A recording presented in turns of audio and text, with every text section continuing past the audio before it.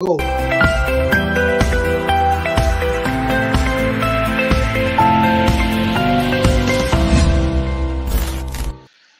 Assalamu alaikum and welcome everybody to another episode of Danish English Language TV, the global voice of the Center for Muslim World Studies here in Islamabad, Pakistan.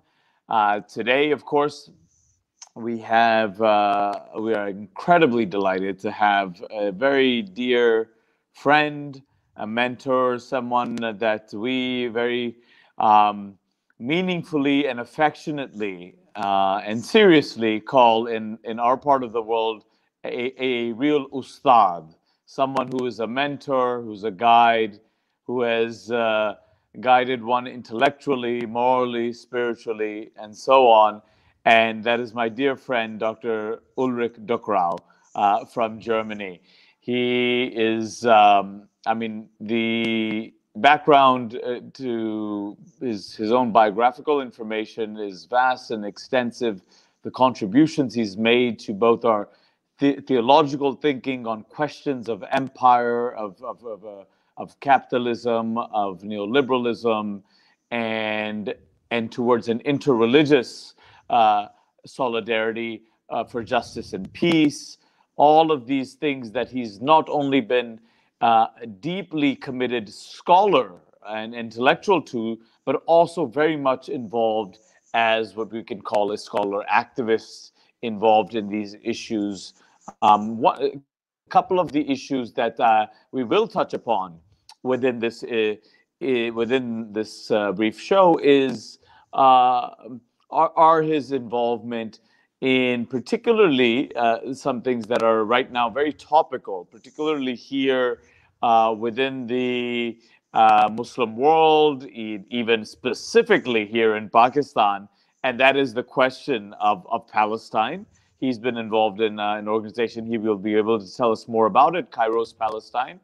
And he, of course, the other thing I wanted to really have him speak about is his vast corpus of work on the question of the global economic order and how that has impoverished large parts of the world and how that is fundamentally antithetical to all of our religious traditions that we come from.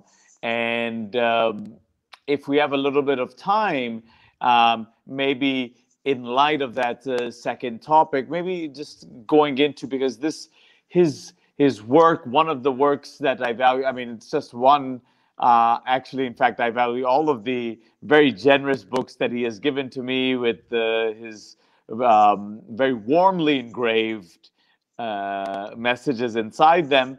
But one of them, Transcending Greedy Money, which we have had translated here in Pakistan, and many of my students have actually read, have just transformed the way that people have looked at many of these issues historically, in what we can call, and maybe Professor Duchrow can speak more about what we call the axial age and the great world wisdom traditions and world religions that have emerged in that time, and what was going on till the present day.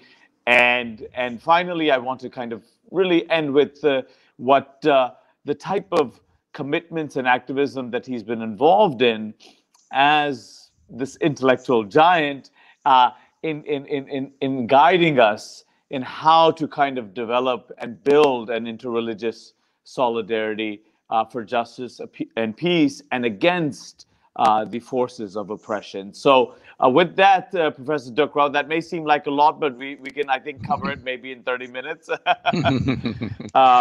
But what I want to begin with, Professor Duchrow, maybe just as an introduction to our viewership, actually, I will say both in Pakistan, but also throughout the world, maybe a little bit about your own kind of biographical intellectual trajectory in studying maybe systematic theology first, and then getting involved in the issues of global justice. Well, first of all, thank you very much for inviting me. It's a great honor and privilege, just beside our friendship for quite some time, to be with you now and with another audience. Also, greetings to them.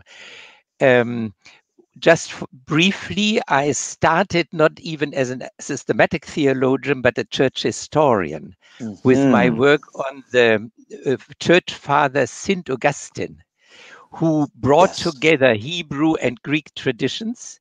And so that was my solid base.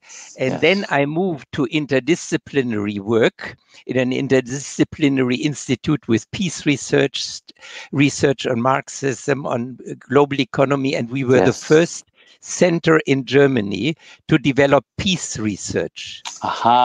Yes. So, and then as of the 80s, we were very instrumental in developing what is called conciliar process on justice, peace, integrity of creation.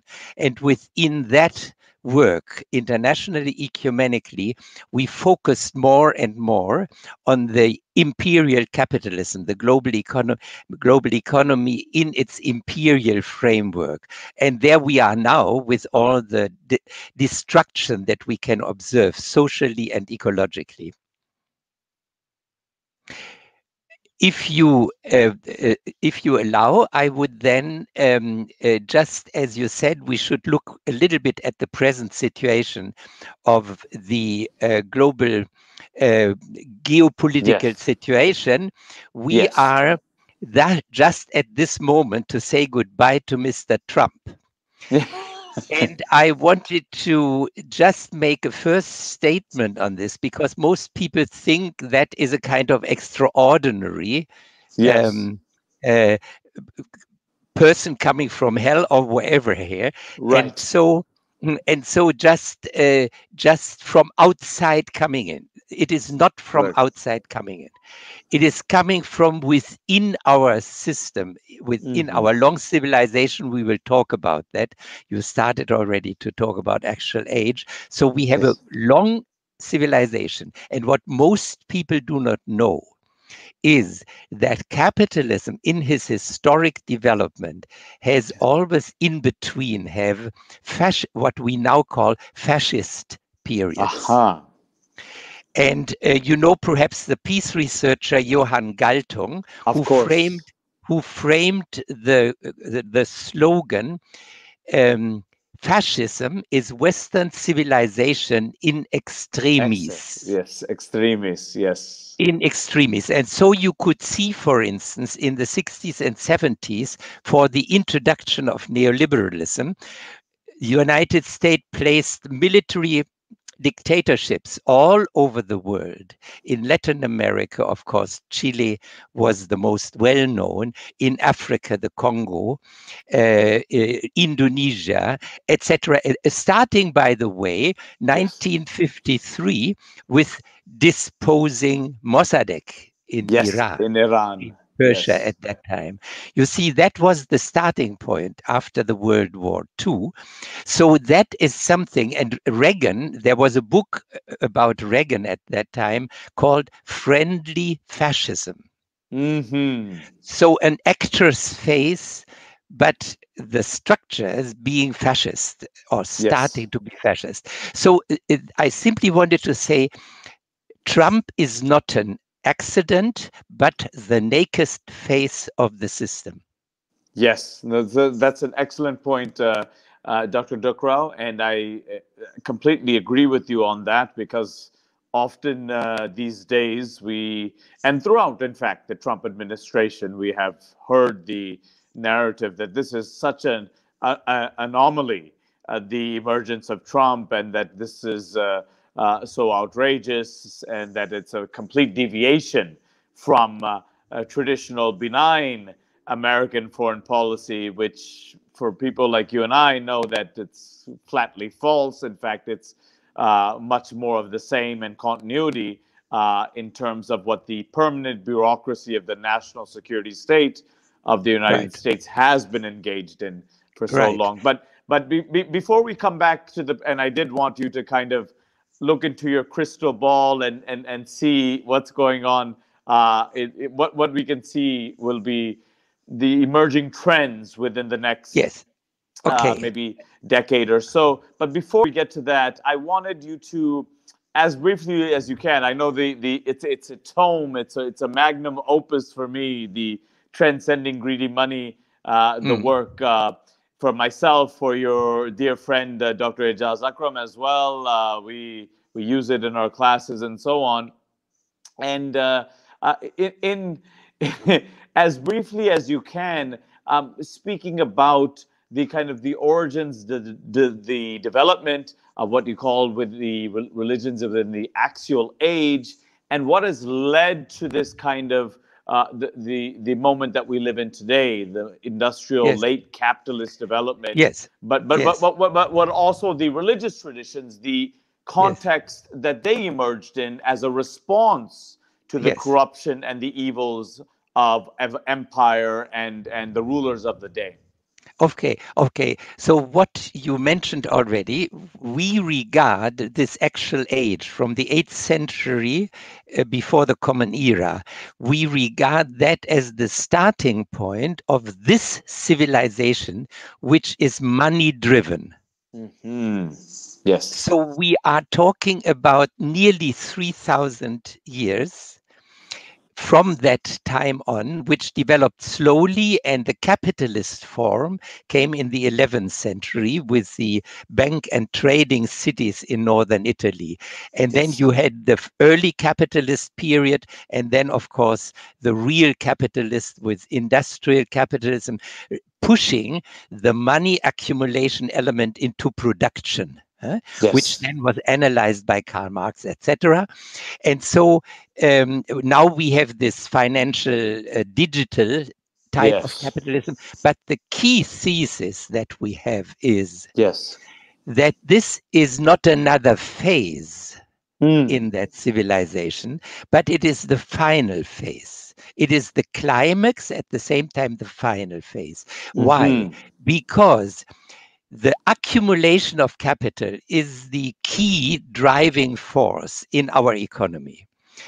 Now, this produces compulsory growth. And it's evident that the planet is at the end of the limits with that kind of system. So therefore, it is at the moment not only murdering and killing the system, but it is suicidal. So therefore, earlier or later, it's quite clear this compulsory growth cannot go on. And so therefore, it is absolutely as a key situation that we understand that it is a long civilization, and therefore it is also very difficult to change it. So therefore we are now in a situation that we have to change it politically, economically, ideologically, spiritually, because the human being has been changed by the money drive, because it has become greedy. Therefore the title of our book, Transcending Greedy Money. So the greed, the accumulation is within the money system.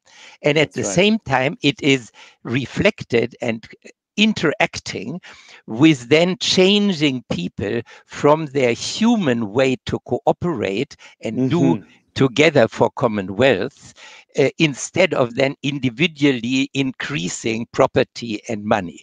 So therefore, it is a very key situation in our human history. That is why also some of the political economists call this geo era not Anthropocene, but Capitalocene. Capitalocene, because the humans have given away their being a subject of doing what they want, what they need, what the future would be in terms of our children and grandchildren. We have given it away to the mechanism of capital accumulation. And so therefore, this changing of the ecosphere is not just a human thing, but the humans have given up to that mechanistic driving force of compulsory growth. Absolutely. Of consummation, of starting with capital, then consummation has to grow our grabbing the earth has to grow, etc. And so just finally, as you asked for the religions, I mean, yes, the religions. I did want you to mention kind of what have been the role of the emergence of the great wisdom traditions and the great world Yes, religions, and yes. particularly if you have any reflections on the emergence of Islam as well Yes, within of this course, of context. course. I mean, so we are talking about a development, first of all, from the 8th to the Roman 8th century BCE to the Roman Empire. The Roman Empire was the climax of the first great period. Yes, in terms of then property laws, absolute property laws, and then slavery linked to it, etc., militarism linked to it, and so on. So that was the first thing. And during that period, first of all, you had from Greece to China, Greece, Judea, India, and also China. You had those Euro-Asiatic cultures responding together, and mainly responding with the view we have to humanize this, we have to work on justice, we have to not follow the hard militaristic male type of thing, but for instance, Lao Tse said, the women are like water. They are very soft, but on the long run, they will even change a stone. You see, so from China, Confucius and Lao Tse and the Buddha, and so on. Yeah. So that was the first period, and Yes. in a way, Islam, as I understand it, but you correct me, I'm of course not a specialist here. I mean, I understand that the Prophet Muhammad, then on the basis of Judaism and Christianity, then for his situation in the rich trader center of Mecca, got into conflict with this kind of money dealing system in the form of the rich traders in Mecca, and then started a social movement with justice, community building, etc. So I regard him as an extremely important, I mean, social reformer, social humanizing force. And then I regard the liberation theologies today as a recapturing of these original sources, including Muslim liberation theology, your organization, just the international network of engaged Buddhists, etc., etc.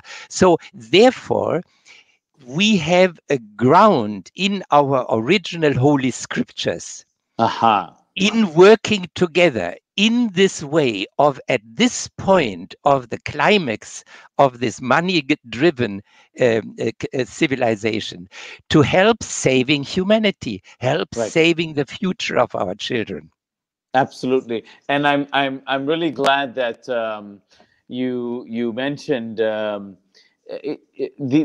emphasis of these great faith traditions, and in fact the origins of their response to forms of oppression, of class oppression by rulers and so on. Whereas today the conventional stereotype by much of a significant section of liberal secular intelligentsia is that the faith-based communities are just reactionary, retrograde, and always on the side of reactionary forces, the powerful, and so on, when in fact there is a rich heritage within our traditions, faith traditions, of resisting power and challenging power. Yes, but you see, the problem is indeed that because religion is a very strong power in people, so therefore the powerful tend to co-opt religion. So therefore what I'm I like to say is that any positive mentioning of religions and working with religions has to start with a critique of religion, because the co-opted religions are part of the problem and not of the solution. So therefore, as you know, our friend, the Jewish liberation theologian, you remember Mark Ellis, we were together recently, you remember. And he always says that he even speaks about Constantinian Jews. That means Jewish people who have been co-opted by empire. And what you see now in the state of Israel is like the original Christianity of the first 3 centuries, then gave up to the empire, were imperialized. And the same happened now to Judaism. And of course, you have similar phenomena in Islamic world. Of course. I mean, just co-opted by power instead being an instrument of liberation. So therefore, also in the case of Palestine, Israel, that is not a question of religion, Jewish against Christians or Muslims against Jews or whatever. It is throughout the 3 Abrahamic religions. We have Constantinian forces like the present government in the first place, and we have liberation forces in all, among Jews, among Christians, among Muslims. So therefore, religion in that sense, we both know, has always been a source of contested terrain. The religion of the powerful versus the religion of the powerless, and those that are trying to resist the powerful. So absolutely, this is a recurring theme that I think we can all agree on. And I think that now that you came to the question specifically of what's going on in Palestine today in relation to Zionism, you of course have been heavily involved in Cairo's Palestine, and in some ways we are incredibly concerned about the developments right now. We've always been concerned with the developments, but increasingly what we have now seen is the co-optation of various Muslim Zionist regimes throughout the Gulf, having them normalize relations with Israel. The pressure is on our own government. So I was just saying that we had come to the question of Palestine, and that it's become incredibly pertinent right now and very worrying and concerning to people, the way that various Muslim regimes within the Gulf, who of course we kind of always knew were in cahoots with Israel in many of the regional power plays of both American, Israeli hegemonic designs within the region. But now it's very much come out in the open with the normalization of ties. And here, if you read the media every single day, you are reading statements about the pressure being put on now Pakistan, a country like Pakistan, which is undoubtedly, in terms of the population, fiercely against this type of normalization, diplomatic relations with a state that continues to brutalize and occupy the Palestinians. And so I did want you to both share your own activist commitments within this Kairos Palestine, maybe explain to us what it is, and also offer your own assessment of the situation. Yes, let us start with that, because we are also at this point at a critical moment in the political, geopolitical situation. As you can, I mean, if you evaluate Trump's presidency, then you can say the worst effect is what he did in Palestine, Israel. Of all, many things can be taken back by Biden, going back to the WHO, going back to the Paris Climate Accord, even going back to the Iran deal in terms of the common agreements in terms of nuclear power, etc., etc. All that can be redressed. Right. But what he did there has, at the moment, very stabilized the robbing mechanism, which we know since 48. So therefore, Biden will not do a lot there, I'm afraid. He may, I mean, polish some of the things, but not really basically change. And perhaps I just finish that in terms of analysis before I come to our work with the Kairos Palestine. And that is, you see, probably you do not know, because I didn't know until last week, that Germany, since 1952, was the one power to build up the military power of Israel. Did you know that? There is a new book on that. There is a new book on that. You have to, by all means, get for your library. And since 1952, you said. Yes, I tell you more about that. It is Daniel Marwetsky. I can send you by mail. So it just appeared. Germany and Israel, whitewashing and state building. And it's mind-boggling. So in secret, Germany, in terms of under the name of reparation, built up Israel's military power until 65, 2 years before the 67 war.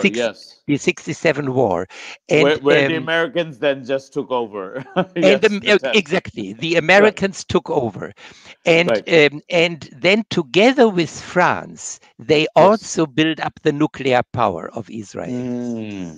Right. So that is now black and white. You can read it now in this very, very excellent book from a British researcher.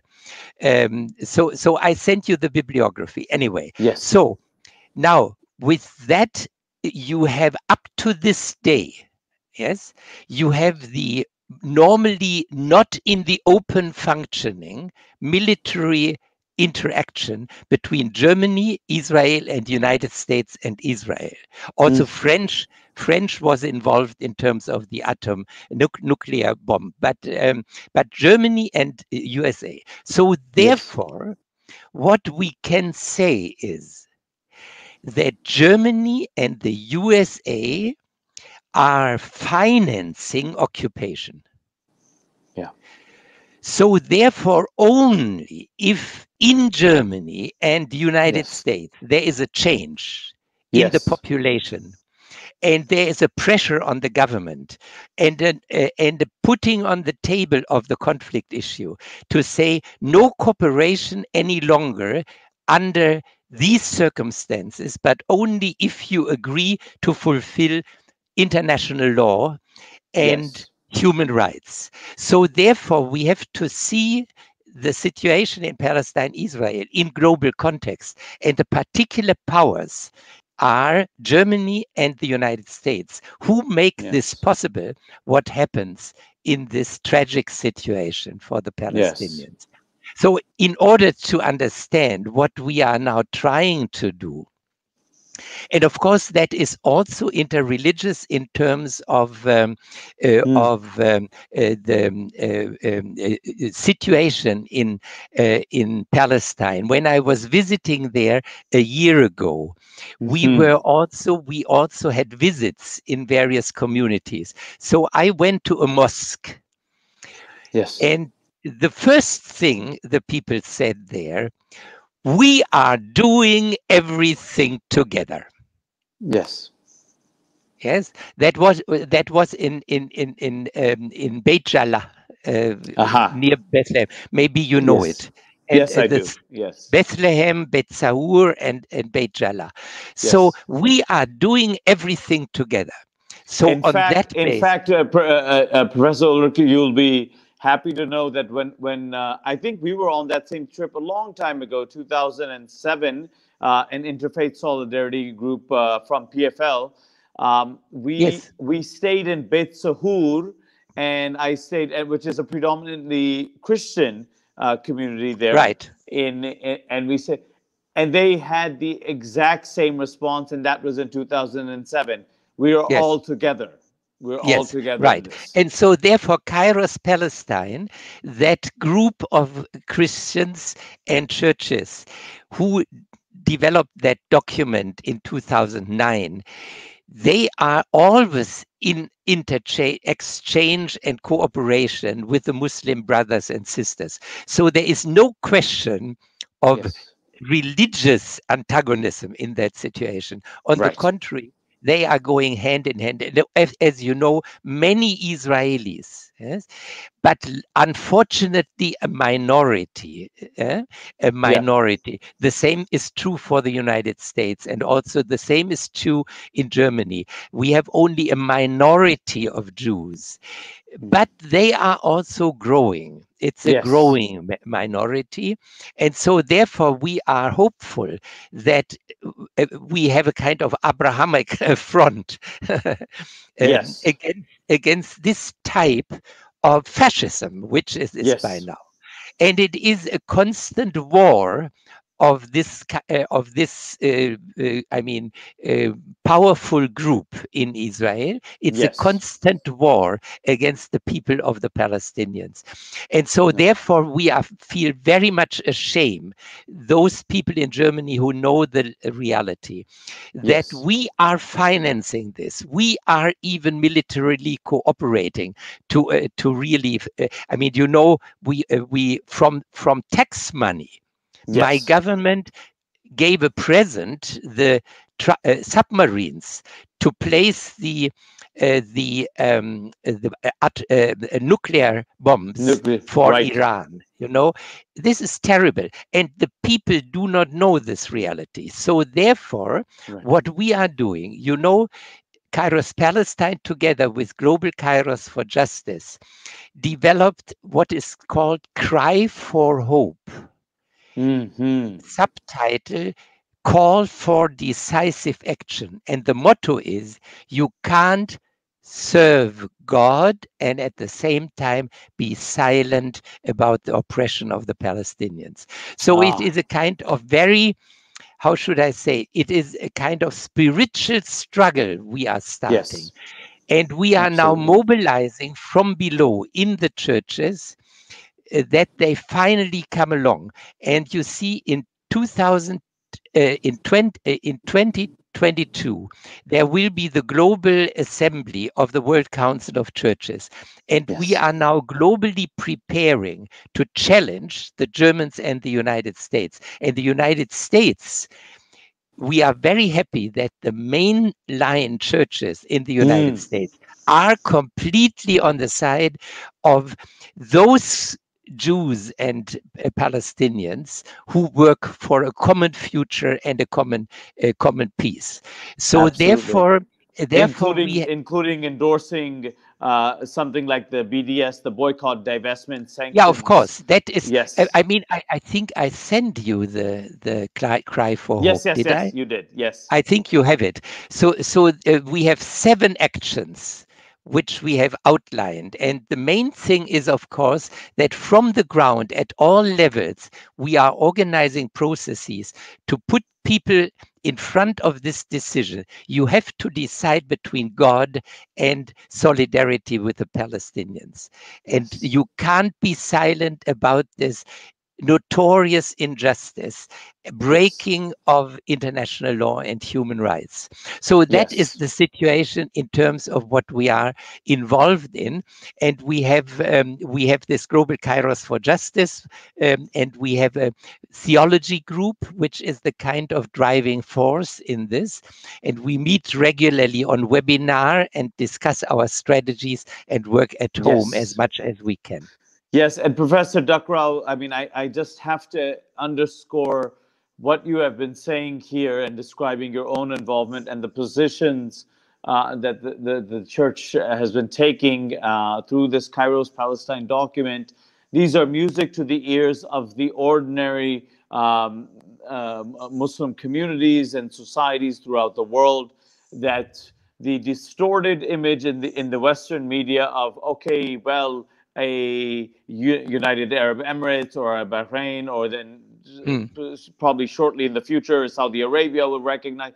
The idea is, oh, well, these Muslim governments are recognized. They, of course, as you know very well, are completely unrepresentative of their actual populations. Yes, yes. Okay, I was just saying that you are obviously more than familiar that with the idea that these governments that are even attempting to get into bed with the Zionist regime are utterly unrepresentative. They are police states. They're unrepresentative of the populations, which have, of course, great solidarity and sympathy for the Palestinians. And so this is, of course, this is a very tragic situation we are confronting right now in many of these Muslim governments being pressured, or maybe not. I mean, sometimes yes.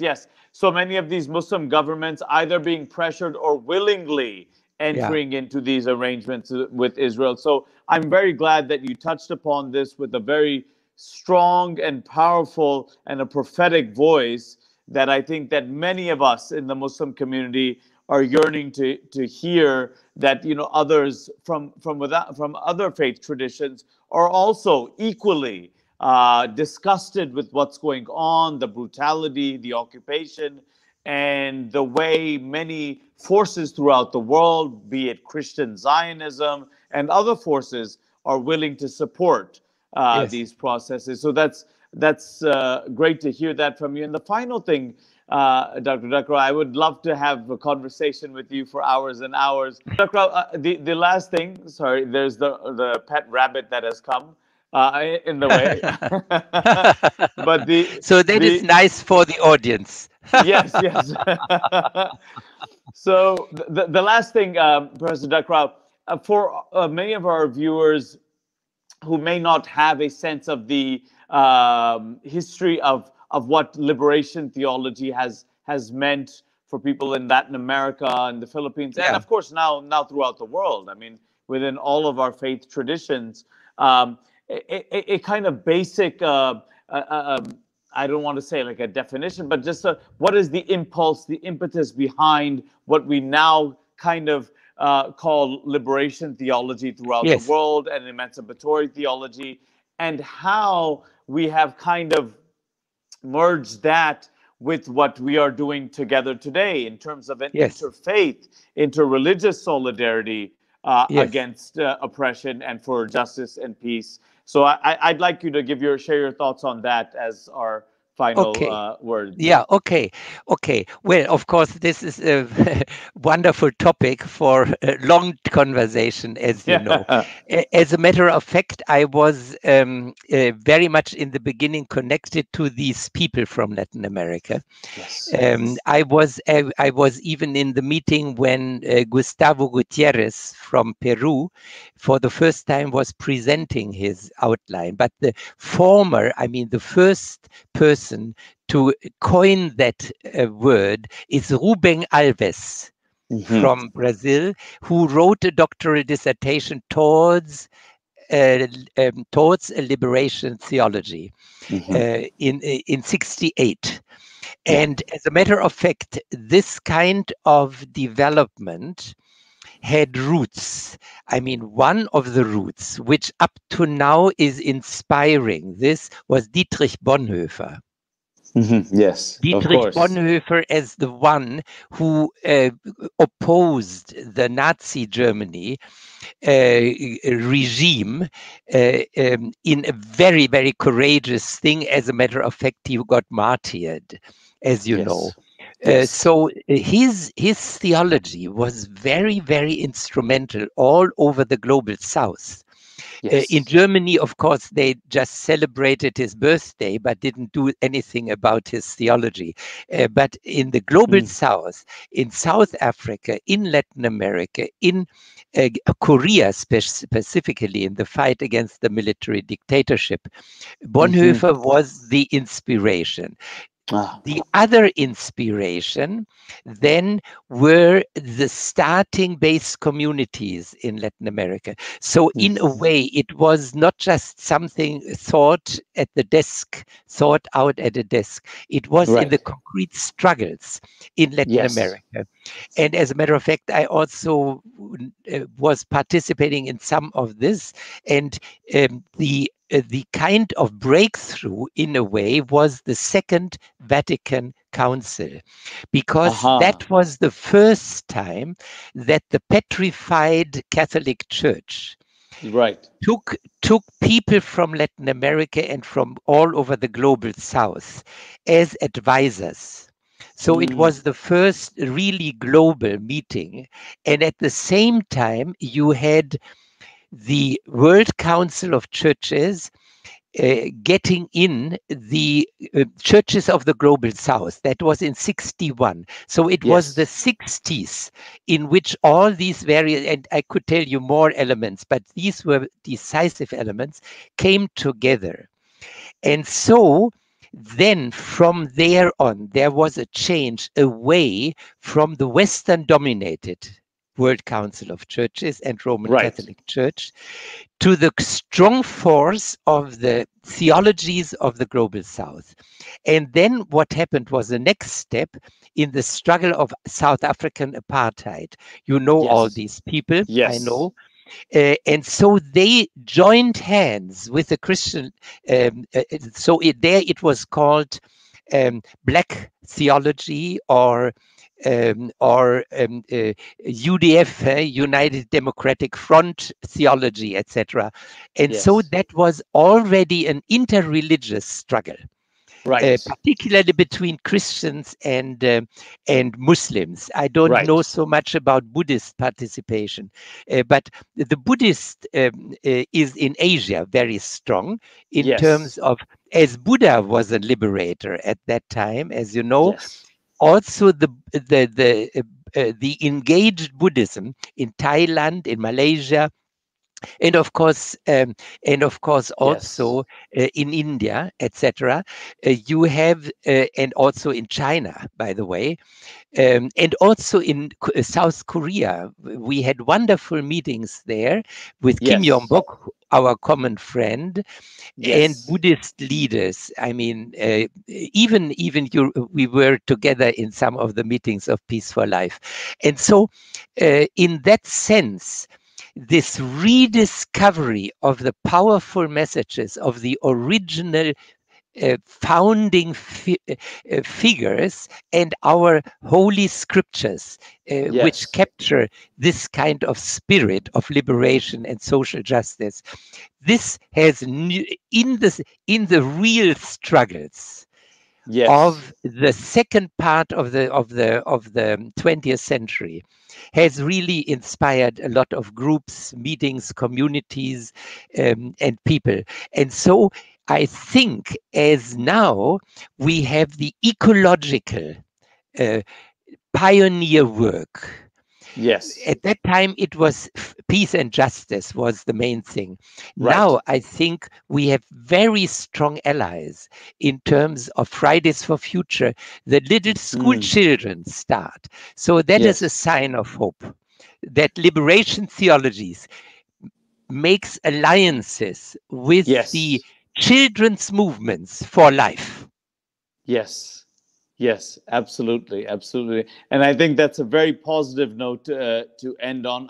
We both know we are not naive to assume that the multiple, as our one of our friends Bob Jensen calls them, multiple cascading crises that humanity continues to confront, both within our interpersonal relationships and the social relationships, as well as now the question of basically the ecological catastrophe, climate catastrophe, as well as nuclear weapons and so on. So there's a whole lot of things, but what you've ended on is certainly a a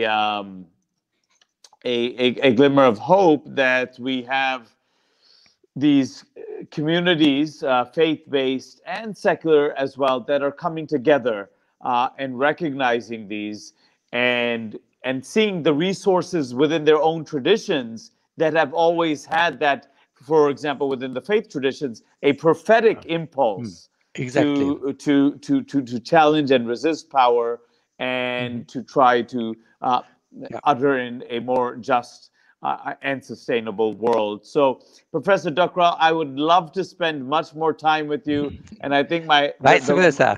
both the rabbit is getting a bit restless, but more than that, I do not want to take more of your time. But I will try to cajole you to perhaps another session where we can discuss more of these issues in detail, because it is always a treasure trove of knowledge that we get whenever we engage with you, Professor Duchrow. Vice versa. Thank you so much. Thank you so much, Professor Duchrow, and we look forward to having you again. Thank you.